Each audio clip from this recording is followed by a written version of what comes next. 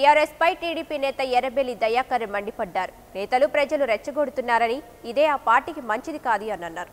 తెలంగాణ ఉద్యమంలో కీలక పాత్ర పోషించిన మహిళలకు కేసీఆర్ మంత్రివర్గంలో చోటు కల్పించలేదని విమర్శించారు. అదేవిధంగా మేనిఫెస్టోలోని ఏ ఒక్క హామీని నెరవేర్చలేదని విమర్శించారు. అప్పుడు ప్రజలను రెచ్చగొట్టే ధోరణి మీకు అవపడుతున్నది మీ మనస్తత్వం. దాంతో తెలంగాణ రాష్ట్రానికే ముప్పు వాటిల్లే పరిస్థితి ఉన్నది. మీ మాటలు, మీ చేతలు, ముఖ్యమంత్రి గారు గతంలో మాట్లాడిన మాటలు కానీ మీరు మాట్లాడే మాటలు, చేతలన్నీ కూడా ఒకసారి రిపీట్ చేసుకోమంటున్నాం.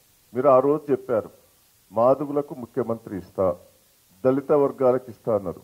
ఇలా 18% ఉన్న మాదుగులను విస్మరించింది వాస్తవం కాదా? ఉద్యమంలో పాల్గొన్న మహిళలను కించపరిచి ఇంతవరకు ఒక మహిళా మంత్రివర్గంలో కూడా స్థానం కల్పేలే. ఇది వాస్తవం కాదా? నీకు ప్రజలల్లో వ్యతిరేకత వచ్చే ముందు ఏదో ఒక ఇష్యూ ముందర పెడుతున్నావు. ఇష్యూను ముందర పెట్టి పబ్బం గడుపుకునే ప్రయత్నం చేస్తున్నావు. ఆ ఇష్యూని పక్కకు పోయే ప్రయత్నం చేస్తున్నావు.